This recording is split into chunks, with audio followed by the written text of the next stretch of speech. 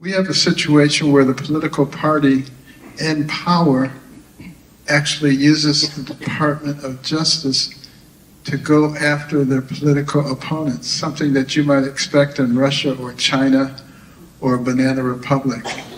Who would have ever thought that you would see it blatantly manifested in our country? Never let anybody disparage your youth.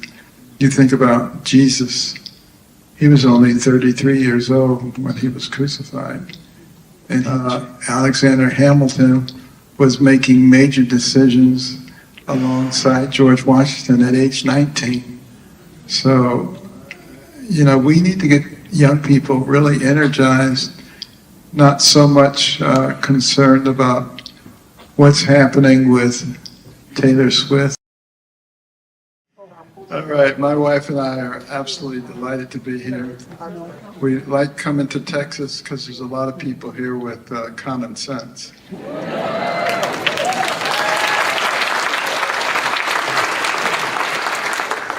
But I want to talk a little bit about what's going on in our nation today and why each person here is part of the solution to that, because we all have a sphere of influence.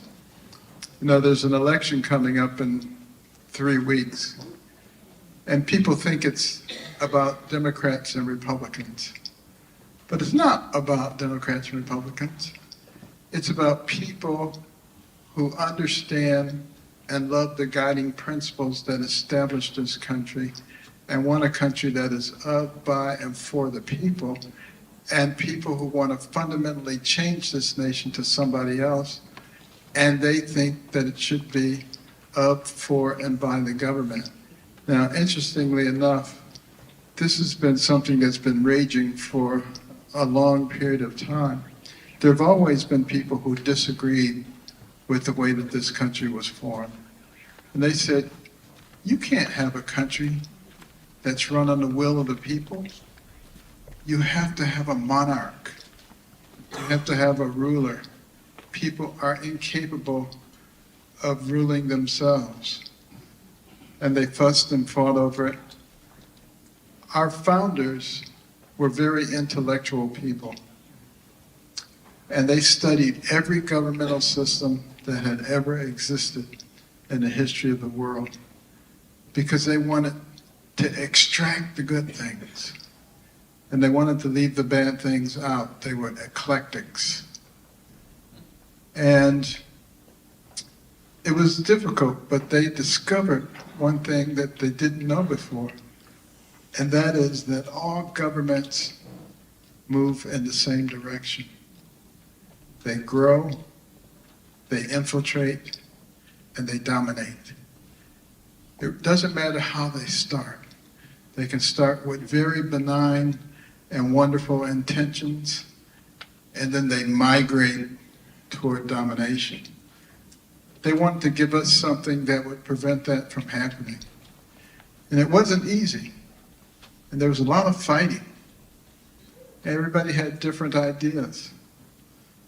And in the last Constitutional Convention in Philadelphia in 1787, the whole thing almost fell apart because there was such vehement disagreement. And then the elder statesman, 81-year-old Benjamin Franklin, stood up in front of the assembly and he said, "Gentlemen, stop." He said, "Let's get down on our knees and let's seek wisdom from our Creator." And they knelt down and prayed, and they got up and they put together the Constitution of the United States, which I believe was a God-inspired document, if we would only follow it. That is the case.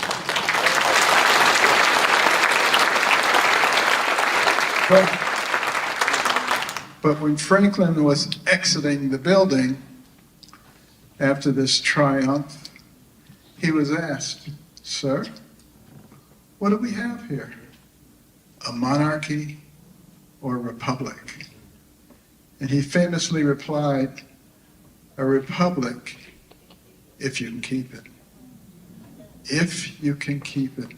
We've kept it for 248 years. However, we are as close to losing it at this moment than we have ever been. we have a situation where the political party in power actually uses the Department of Justice to go after their political opponents, something that you might expect in Russia or China or a banana republic. Who would have ever thought that you would see it blatantly manifested in our country? And in recent weeks, you've had a lot of talk about disinformation. And maybe we should be punishing people who disseminate disinformation. That, of course, is laying the groundwork for censorship and domination.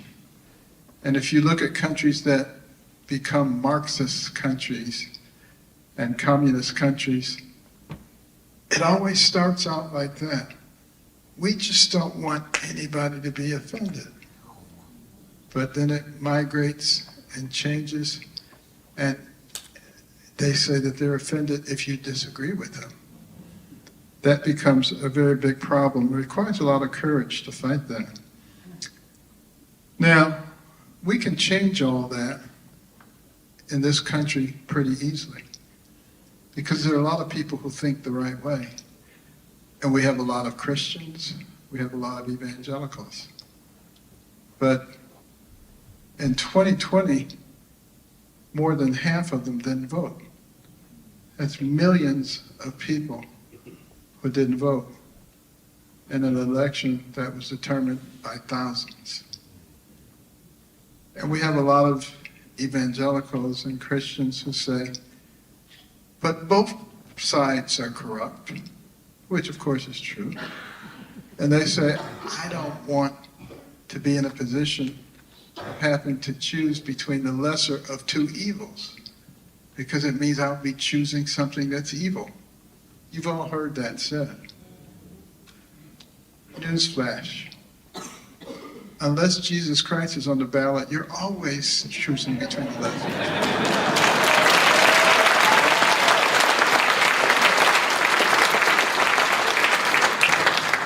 And that, of course, is the reason that we have a brain. We're made in the image of God, so that we can analyze these things and figure out, is there a system that is best for me, for my children, for my grandchildren, for the people who are coming after me? Or does it not matter? And the fact of the matter is, I think if you do that analysis, you'll see that it matters tremendously. You take something like the Declaration of Independence. What does it say? It says we have certain unalienable rights given to us by our Creator, aka God. Among those being life, liberty, and the pursuit of happiness. Now you can do just a little analysis here, and you say, which side is for life? And which side is for death? You can do another analysis, and you can say, which side is for liberty, for you leading the life that you want to lead? And which side is for mandates? You must do this, and you must do that. Which side is for you spreading your wings and flying as far as you can go based on how hard you work and the talent you have? And which side says you're a victim and somebody else is in charge of what happens to your life? Again, these are not difficult things to figure out. But interestingly enough, there are those who have for a long time been trying to fundamentally change this nation. A lot of people think that this is something of recent origin. All you have to do is go and look at the congressional record.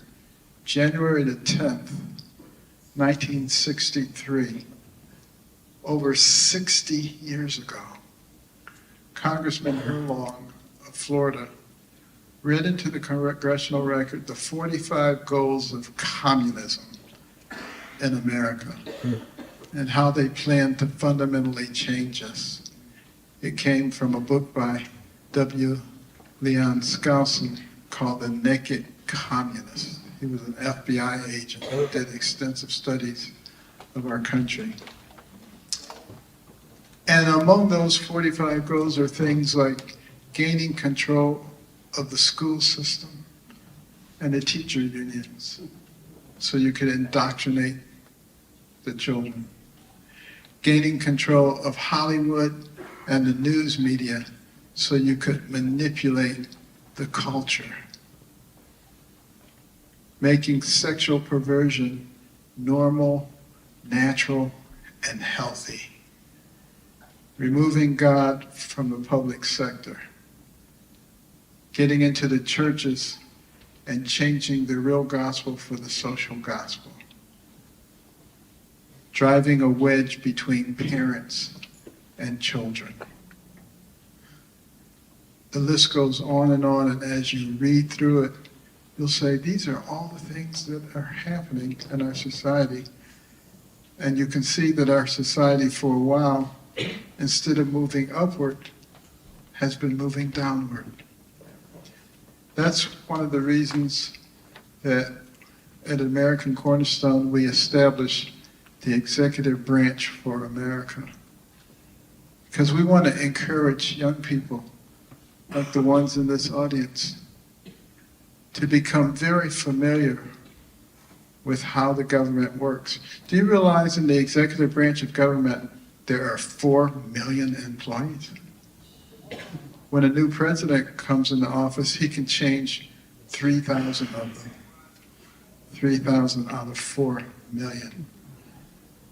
And the large majority of them, because all the agencies are located in the Washington, D.C. area, have Washington, D.C. type politics. And they can move things along or they can slow things up based on their politics. And a lot of times when an administration comes in that they don't like, they just slow walk everything. We need more people to help balance that off. People who think the right way so that the boat doesn't tip over. Because it will if everybody's on one side. And that becomes important. And that executive branch of America is an internet program that tells you all the ins and outs of all the federal agencies, how they work together, how a bill is created, how it is moved through, how it is passed, how a budget is formed, all the things that go into that, all the interactions, so that if you decide that you want to go into the public sphere as a public servant, you can hit the ground running. Most people, it takes a year. They're like deer caught in the headlights when they get into a place like Washington. This makes it easy for that not to happen. And guess what? It's free of charge. Doesn't cost you a thing. You can get certified. And more importantly, you'll be far ahead. And there are people who've been in all the offices who talk to you and tell you what their experiences are. AmericanCornerstone.org will give you access to that. So valuable, so very important. Also, we want people to know that there are forces like globalism and one world government that find the United States is a problem because we stand in the way. Our principles do not allow us into that sphere. So they cannot overcome us militarily. So they try to overcome us from within. How do you do that? Destroy the foundational building blocks of a nation. Our families. Our communities. That's why our faith and our families are under such attack. That is the way to destroy us and to divide us. Have you noticed that wedges are being driven on the basis of age, income, race, gender, political affiliation, religion, you name it, driving wedges, dividing our societies. And the fact of the matter is, you can take the most radical left-wing person and the most radical right-wing person, and they're going to agree on 80% of stuff. But we allow that 20% to be stirred and presented as the most important thing, so that we have people who end up hating each other for no reason. We are friends and neighbors and colleagues. We are not enemies. W-A-N-E. We are not enemies. So important to realize that if we're going to be able to fight that's going on. Also, if there are some journalism majors here,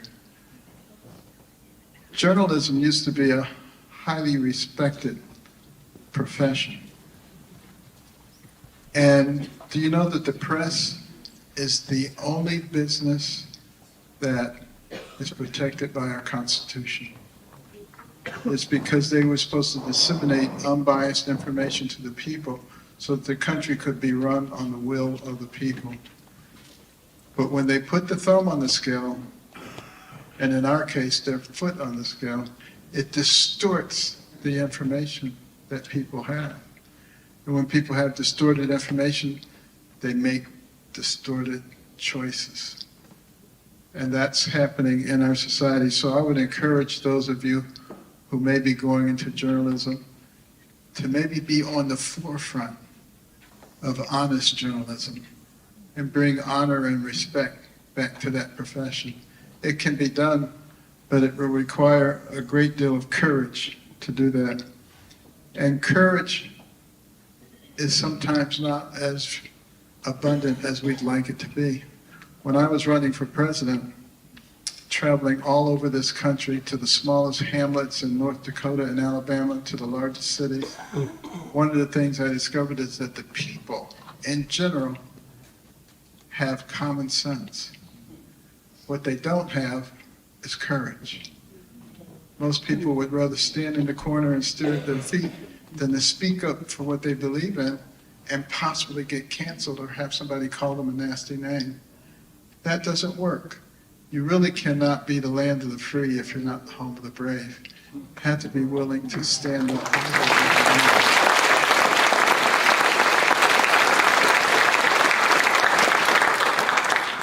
Another thing that happens as a country is in the process of changing is dumbing down of the population. Have you noticed that? Have you seen any of those man on the street interviews? They ask people, simply like, who won the Civil War? France. I mean, they have no idea what the answer is. I mean, it must hurt to be that stupid. But the problem, of course, is when you don't know anything, you become very easy to manipulate. And people can say things to you like, oh, the southern border is completely under control. And you got billions of people coming across and terrorists and all kind of people. But if you're not an analytical person, you might just say, well, they said it was okay, so I guess it must be okay. We can't have that. You know, being dumb really affects the quality of your life. I can tell you from experience. You know, when I was a kid in the 5th grade, I was the dumbest kid in the class.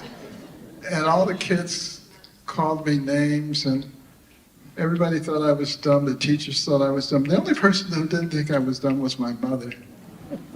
And she had tremendous faith in God, and she asked for wisdom. What could she do to get her young sons to understand the importance of education? And God gave her the wisdom. At least in her opinion. My brother and I didn't think it was wise at all. Because it was to turn off the TV and make us read books and submit to her written book reports, which she couldn't read. But we didn't know that. And I hated reading those books at first. But after a while, I actually began to enjoy reading the books as I read about explorers and entrepreneurs and scientists and surgeons. And I began to realize that the person who has the most to do with what happens to you in life is you. It's not somebody else. And you know, that's the spirit that helped push America to the forefront. The can-do attitude as opposed to the what can you do for me attitude. What a difference that makes.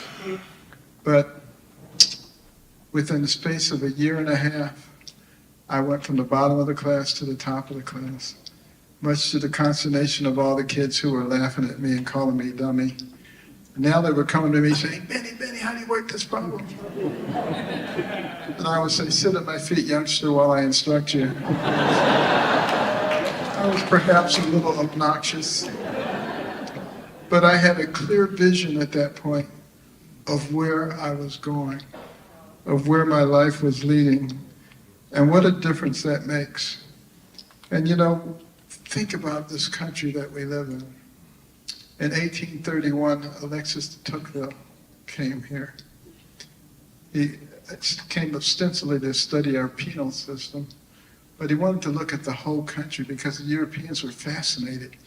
They couldn't comprehend how a fledgling new nation, barely 50 years old, was already competing with them on virtually every level. How was that possible? And he looked at our governmental structure and was duly impressed with our separation of powers.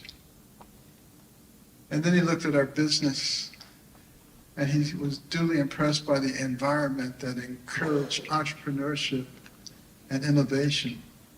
And he looked at our educational system, and he was blown away by the fact that he could go into forests and find a mountain man, and the guy could read.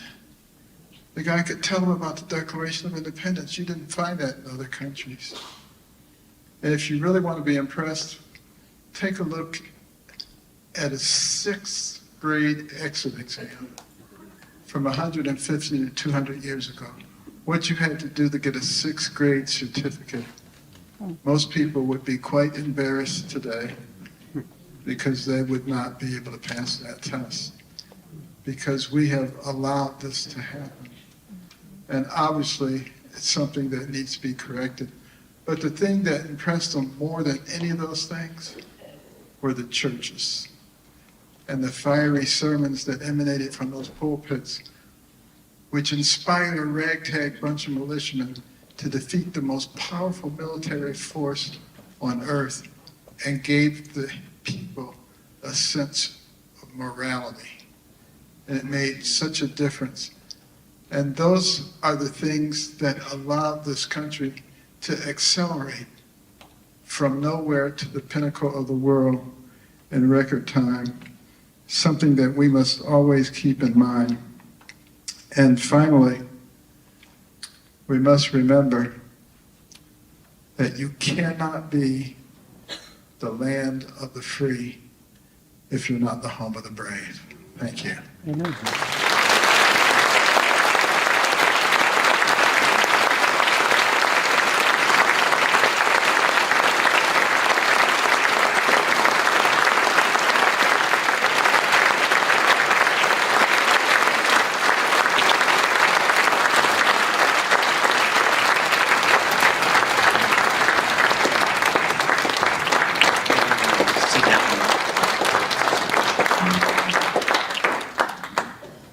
We're going to have a little Q&A here.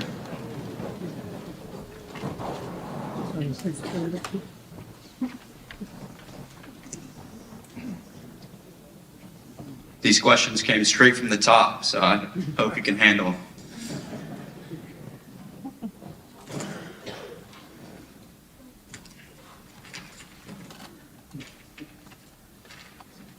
All right, first question.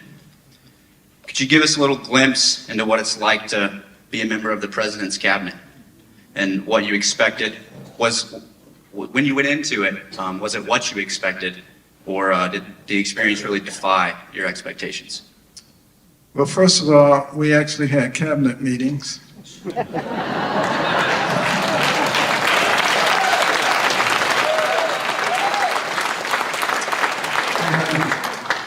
No, different cabinet members would present at each cabinet meeting what they were doing.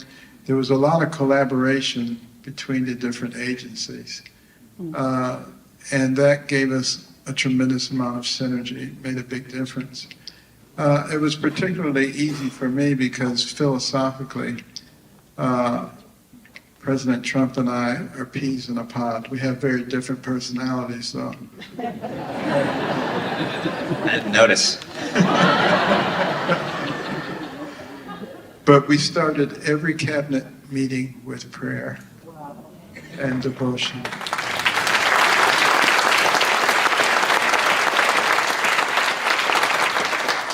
And it was something that we all look forward to because we got to learn what everybody else was doing. It makes a huge difference when you have synergy going on.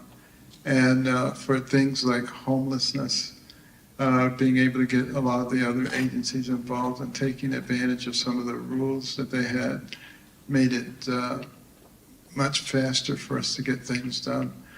We take, for instance, the FYI program, Foster Youth to Independence.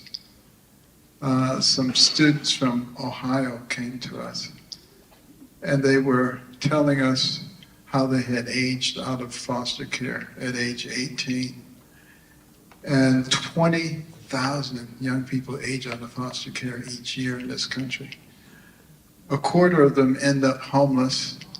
A larger number than that end up being trafficked or having horrible situations thrust upon them.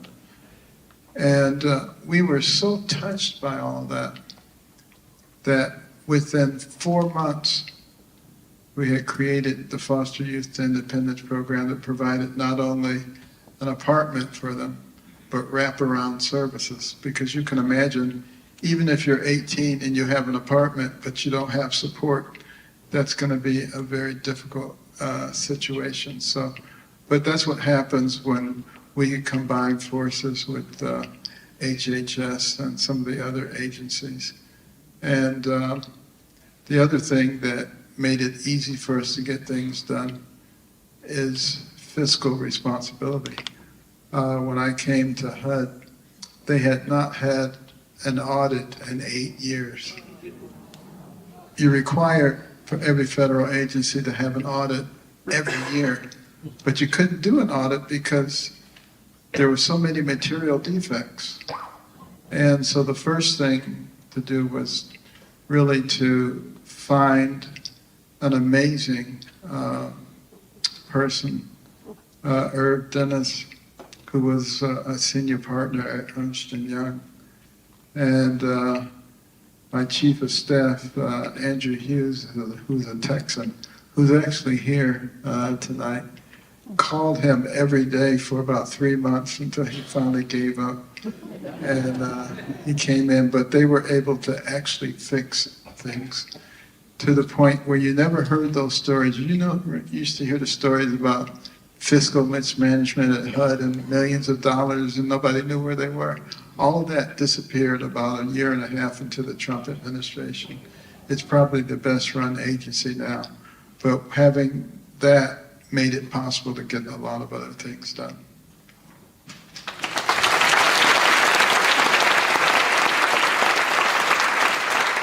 Efficiency comes to mind. Efficiency.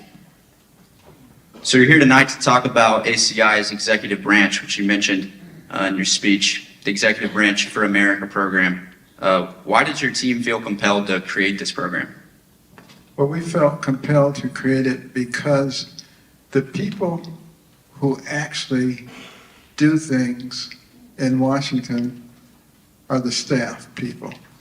You may think it's the senators and the congressmen and the secretaries, but they are largely the face of what's being done.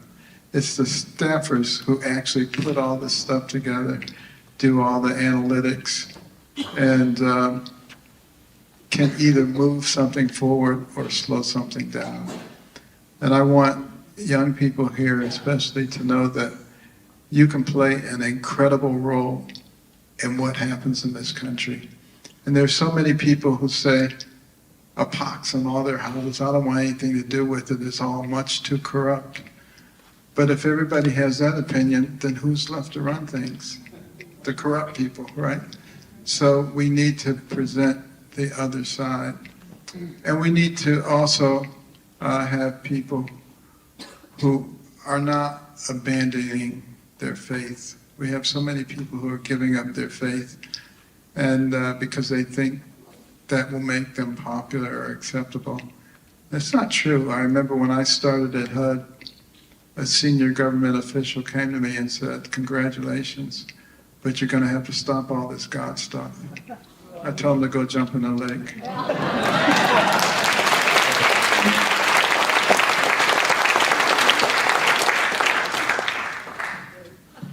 Congressional relations and public affairs is an area young kids could work at immediately in a new administration. Why are those departments specifically so important? Which departments? Let me find where I was. Congressional relations and public affairs. I'm a CCPA major, and I think I see a few out here too as well. So for corporate communication and public affairs and congressional relations, why are those two departments specifically so important? Well, they're critical because, they are the ones who can communicate what is being done. Most people don't know what's being done because it's not communicated very well. And if you can get somebody who really has their ear to the ground and understands what the people are feeling and can communicate that back to the lawmakers, they can help craft something that is appropriate to solve the problems. You can see right now there's not a lot of problems that are getting solved because everything is just politics all the time. What will give me the advantage over my opponent, as opposed to what helps the people of the United States? If we were really thinking about that, and we will be, hopefully after November the 5th, you look at something like energy. You've got one side saying, green energy is the wave of the future, and nothing else is really acceptable. We're polluting and destroying the atmosphere. Well, you don't hear as much about that. You've noticed there's the climate change, people have gotten kind of silent. But then you have the other side that says we've got all these fossil fuels. We've got hundreds of years worth. We've learned how to extract it and use it in a very appropriate way. We have the cleanest water and air since we've been measuring it. And that's the way to go. Well, the fact of the matter is, the way to go is both. You use the one to get the other. They don't have to be mutually exclusive. And that's the way our society needs to work. We need to learn how to work together. It doesn't have to be my way or the highway, which really doesn't work in a society that has multiple components.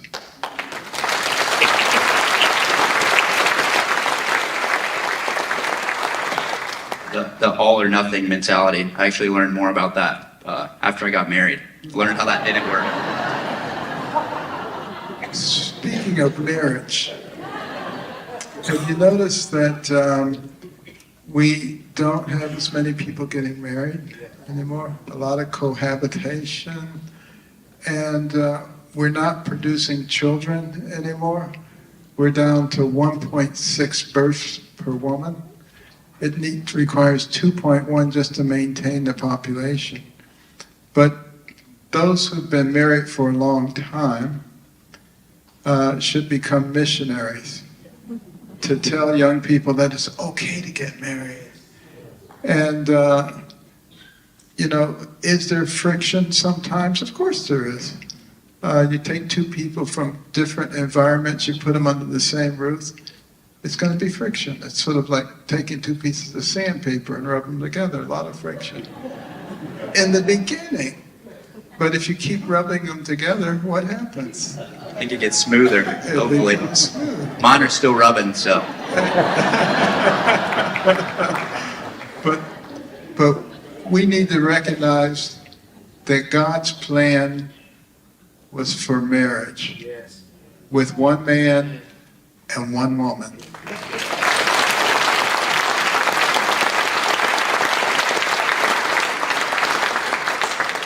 And they should be faithful to each other, minutes ago, I was in the operating room one day and the telephone rang and the nurse held the phone up to my ear, and it was the university lawyers. And they said, the state of Florida is trying to attach your wages for child support. And I said, what? I said, I have 3 children. I support them very well. They said, no, there's a woman in Florida who says you are the father of her son. And she knows where you went to high school, college, medical school, internship, residency. She even has a picture of you in scrubs. I said, anybody can get that stuff. On the basis of that, a paternity suit. And I had to get my lawyer involved, and it escalated. And then the state said, send us a blood specimen so we can do DNA testing. And I said, you people, as incompetent as you are, want me to send you my blood? I said, it'll end up at a murder scene and I'll be in jail for the rest of my life. And it escalated a bit more. And then it just fizzled and died. Because what happens is a lot of times people say, that guy is out and about all the time. He's in lots of different places. He's probably been messing around. He doesn't even know all the people he's messing around with. He's going to want to save his reputation, so he's going to fork over the money. But I had a secret weapon. I knew that the only woman I'd ever slept with in my whole life was my wife, so I didn't have to ask her.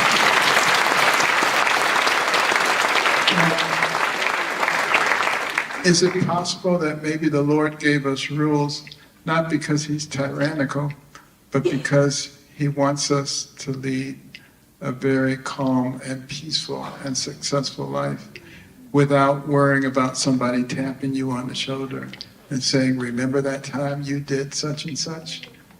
And this is not to say that anybody who did such and such is a bad person, but you can make your life a whole lot easier if you follow God's rules.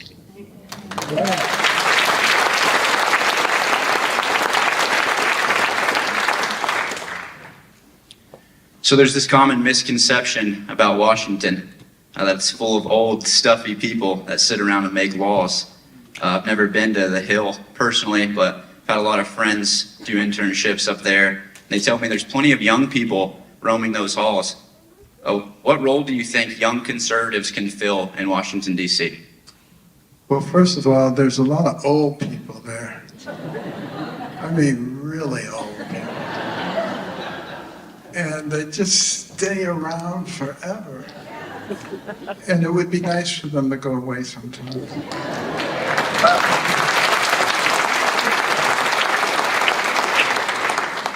You know, when you think about youth, you look at something like Nobel Prizes in science and math. Most of the people who get those Nobel Prizes get them when they're in their 50s, 60s, or 70s. But they get it for work they did when they're in their 20s and 30s. And, you know, that's the time when you're really sharp and you're really energetic. And that's really a tremendous role for those young people. They can help those older, less energetic people and make really tremendous contributions. And that's what I was talking about when I was talking about EBA and the staffers and the young people who actually get the work done. They have a tremendous role to play. And never let anybody disparage your youth. You think about Jesus. He was only 33 years old when he was crucified, and he changed the world. So don't ever let anybody disparage your youth. Amen.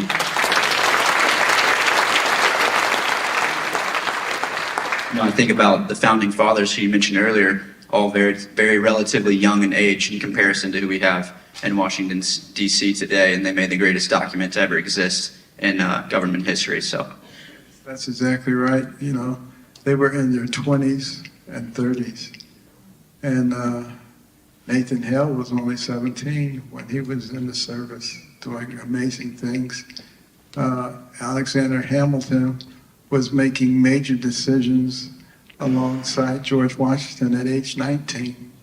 So, we need to get young people really energized, not so much concerned about what's happening with Taylor Swift or whoever. I don't have anything against Taylor Swift. I do. But the fact of the matter is, what is really important? Is it the scores of the football team, or is it the scores that you make with the society, with the magnitude of your life? That's what we really need to be thinking about. And let the sports and the entertainment be a peripheral thing rather than the central part of your life.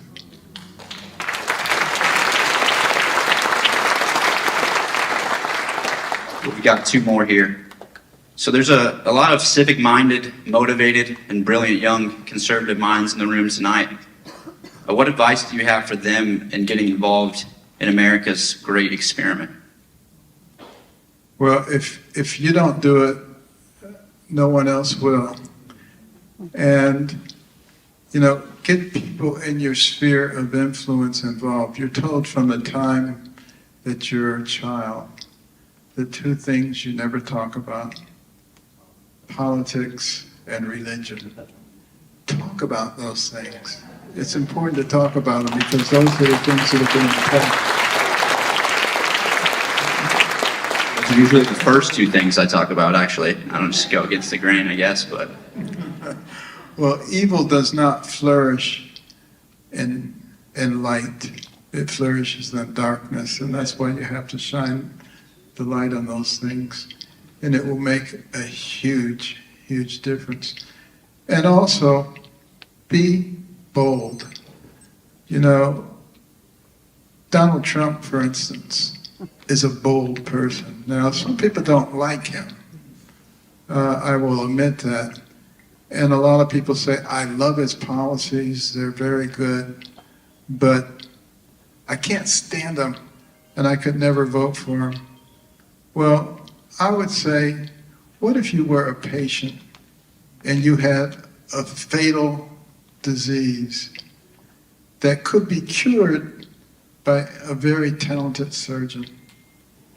Would you rather have the surgeon who has poor bedside manner but cures everybody, or the surgeon who has beautiful words and kills everybody?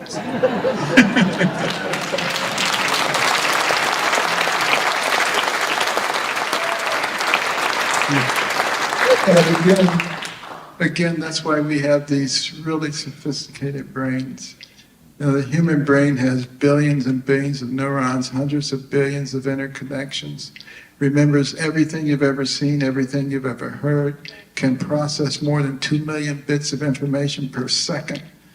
You can't overload it. Some people say, don't learn all that stuff, you'll overload your brain. What a bunch of crap. You can't overload the human brain. If you learn one new fact every second, it would take you more than 3 million years to challenge the capacity of your brain. So no worries there whatsoever. But while I'm talking about the brain, there's one thing that I want to mention here. And that is, when I was a first-year medical student, I said, I've made it. I wanted to be a doctor all my life, and now I'm finally over the last hurdle. I'm in medical school. But I did terribly on the first set of comprehensive exams. So poorly, in fact, that I was sent to see my counselor, who looked at my record and said, you seem like a very intelligent young man. I bet there are a lot of things you could do outside of medicine. And he tried to convince me to drop out of medical school, says I wasn't cut out to be a doctor. I was devastated. The person who's supposed to be helping me get through tells me to drop out. I went back to my apartment and I just prayed and I said, Lord, help me, because I don't know what to do. And then I started thinking, what kind of courses have you always done very well in? And I realized I did very well in courses where I did a lot of reading.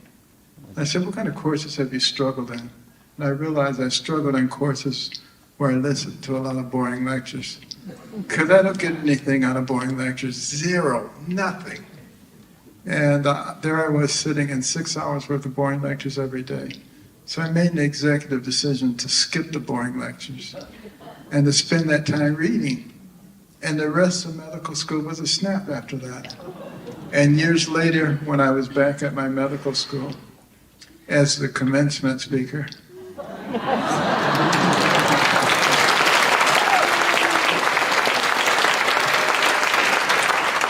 I was looking for that counselor because I was going to tell him he wasn't cut out to be a counselor. But, some people are just negative. They can always find a reason that you can't do something. What if they devoted that energy to figuring out why you can do it? Hey man, I think to answer your question, I'd rather have a surgeon like you, who's beautiful with words and saves everyone. So.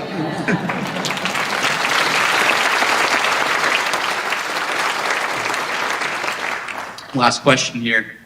I think one thing most Americans can agree on is that we all think Washington, D.C. is broken.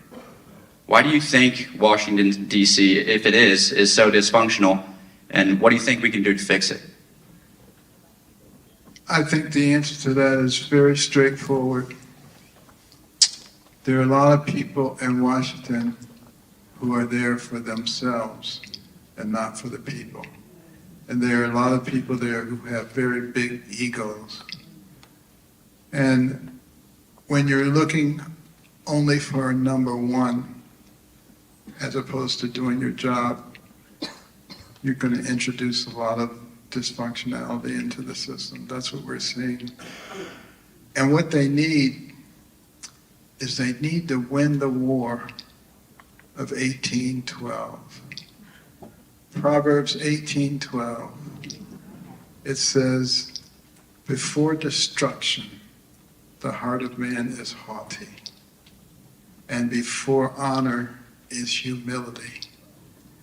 And just bring a little humility so that you can look at others rather than yourself. And I think we can bring that dysfunction to an end. And that's why we should pray for our leaders, all of them, on all sides of the aisle, because there is still the potential for this nation to rise and to be like an eagle that leads the way, that's inspiring to the rest of the world, to be the leader of the world, and to help us to return to being one nation under God, indivisible.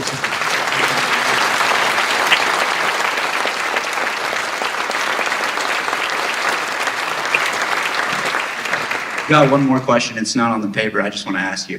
What was it like being on a debate stage with Donald Trump? Just got to ask. Because I'm up here with you tonight, and I think if you asked me one question, I'd probably evaporate. So. Well, actually, Donald Trump and I got along very well. We got to know each other during the campaign. And that's why I dropped out when I did, because I didn't really want to be president, but I ran for president because I was afraid we were going to lose our country. And when I discovered that he had the same philosophy as I did, and he wanted to be president, I said, this is easy. But, he never really came much of the attack on me because he knew that we were very much compatible with each other. And we've become good friends over the course of time. And I just pray that God will continue to give him the strength, because he's been attacked mercilessly from the very beginning. And, he's actually a really nice guy when he's not being attacked. But when is that? He's always being attacked. I could tell you some amazing stories about wonderful things that he has done for people. He doesn't like to talk about it. He doesn't like to put it in the limelight. But he's done just incredible things because he has a good heart. And if you go to Mar-a-Lago or Trump Towers, and you see the people who work there. Most of them have been there a long time. He knows them by name. That doesn't happen with somebody whose initials are KH.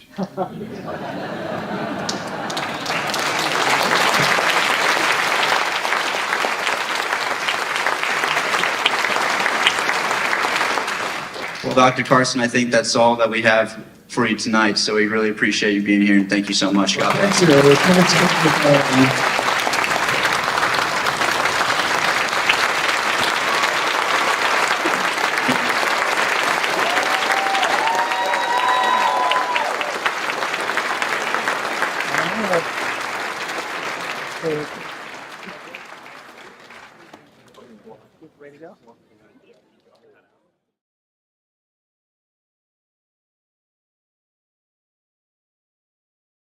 Ever wondered why secret societies are secret?